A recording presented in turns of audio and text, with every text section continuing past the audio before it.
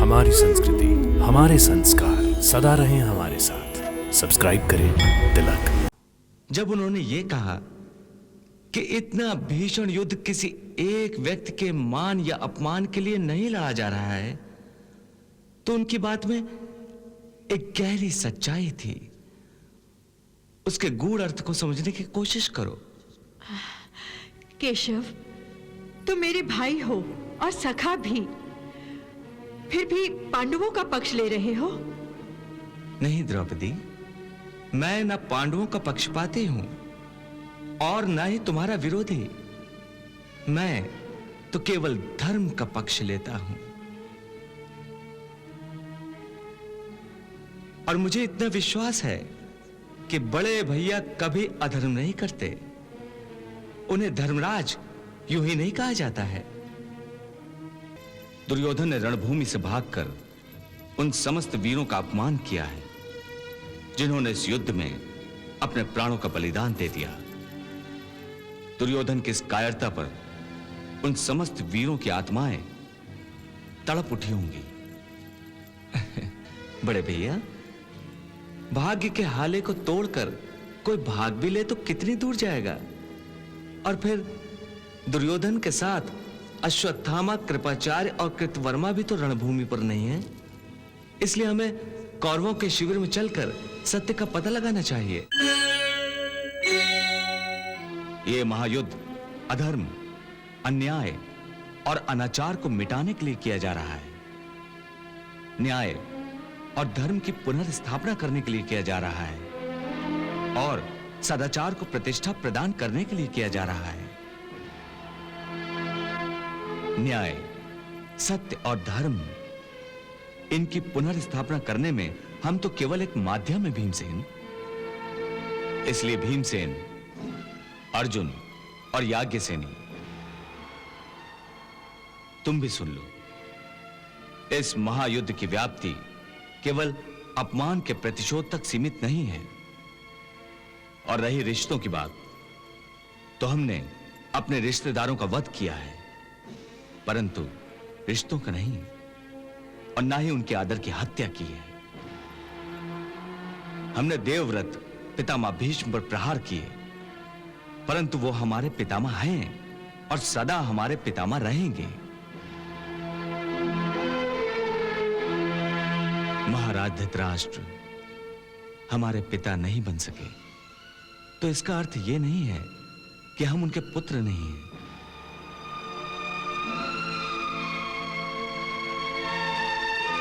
महाराज धृतराष्ट्र ने अधर्म किया, परंतु हम अधर्म कैसे कर सकते हैं?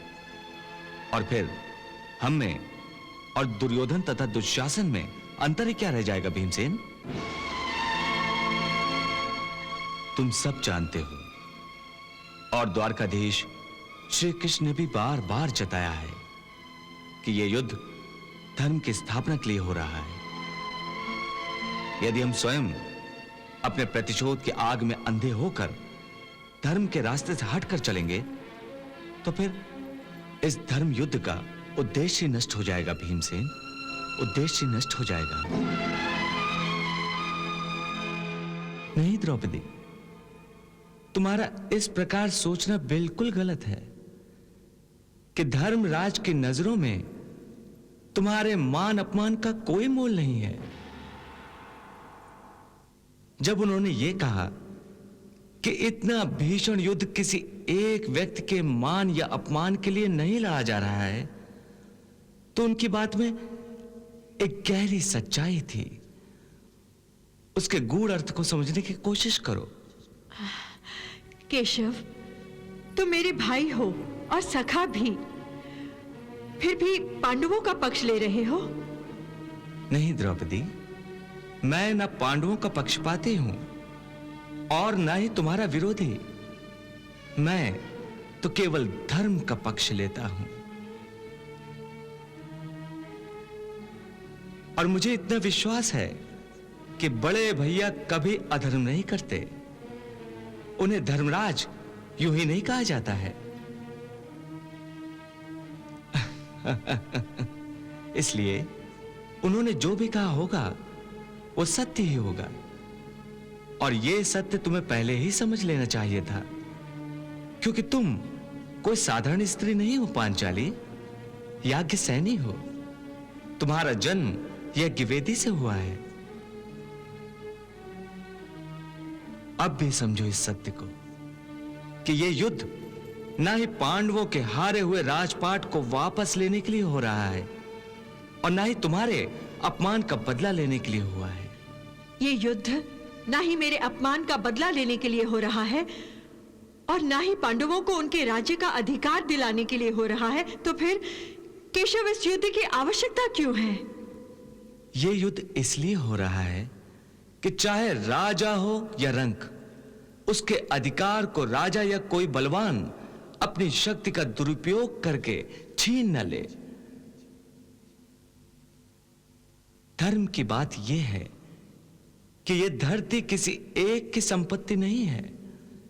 इस पर सब प्राणियों का बराबर बराबर अधिकार है। और जब इस धरती पर किसी को सुई की नोक के बराबर भी धरती का टुकड़ा देने से इनकार किया जाता है, तो यह संसार के विधाता का अपमान है। उसकी बनाई हुई धरती पर उसके रचे हुए मानव को सिर छुपाने की जगह न मिले तो यह अधर्म है।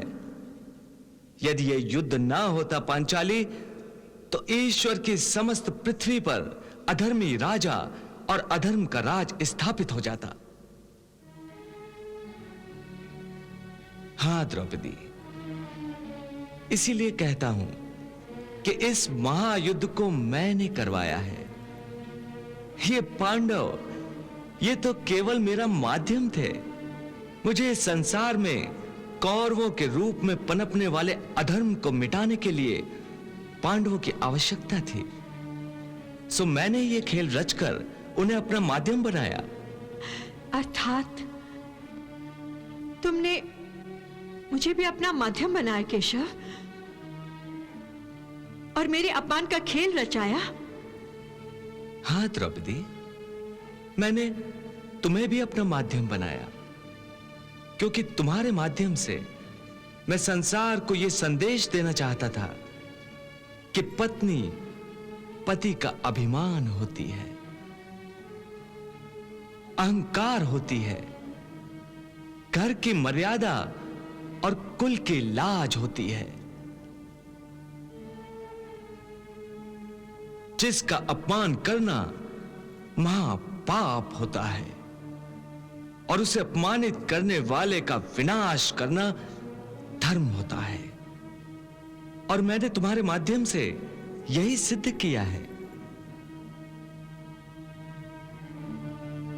याद रखो द्रौपदी, आने वाले युगों युगों तक समस्त मानव जाति द्यूत सभा में हुई पांडवों की भूल और तुम्हारे अपमान से शिक्षा लेते रहेंगे और कभी धर्म की राह से नहीं भटकेंगे।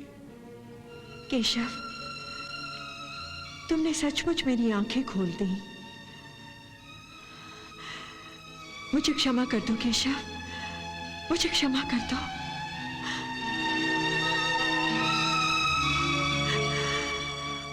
अपने अपमान का बदला लेने की धुन में थोड़ी देर के लिए मैं ये भूल गई थी कि तुम तो भगवान हो। तुम्ही ने ही मेरी लाज की रक्षा की थी। यदि तुम केवल मेरे अपमान का बदला लेना चाहते तो उसी क्षण बदला ले सकते थे, परंतु नहीं, तुमने ऐसा नहीं किया। तुमने ऐसा नहीं किया क्योंकि भगवान बनकर एक नारी की लाज के लिए तुम लाखों योद्धाओं का खून कभी नहीं बहाते, कभी नहीं बहाते केशव। और फिर तुमने ही तो कहा है कि तुमने मनुष्य अवतार में जन्म धर्म की स्थापना के लिए ही लिया है, धर्म की स्थापना के लिए ही लिया है। तुम धन्य हो केशव, तुम धन्य हो।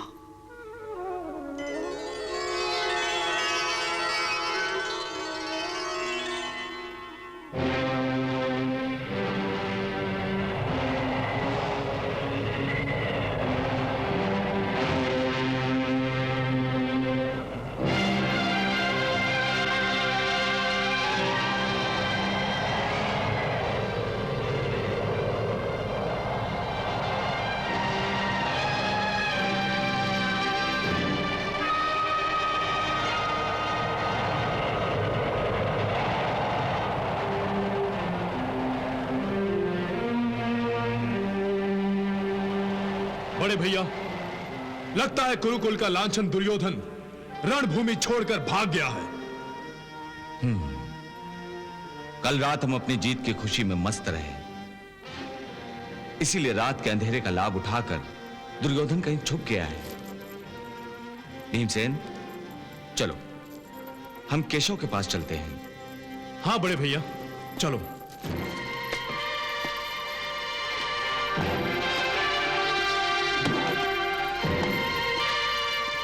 आइए केशव।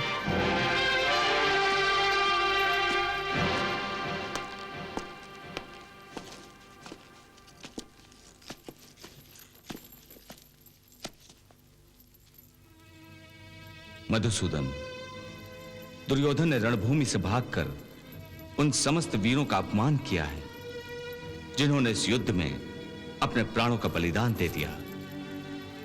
दुर्योधन की इस कायरता पर उन समस्त वीरों की आत्माएं तड़प उठी होंगी। बड़े भैया, भाग्य के हाले को तोड़कर कोई भाग भी ले तो कितनी दूर जाएगा। और फिर दुर्योधन के साथ अश्वत्थामा, कृपाचार्य और कृतवर्मा भी तो रणभूमि पर नहीं है। इसलिए हमें कौरवों के शिविर में चलकर सत्य का पता लगाना चाहिए। तुम्हारी राय उचित है केशव। युयुत्सु। प्रणाम महाराज। हम सब लोग अभी मिलकर कौरवों के शिविर में जा रहे हैं। मैं चाहता हूं कि तुम भी हमारे साथ चलो। जो आज्ञा हो महाराज। आइए केशव, आइए भ्राता चलिए।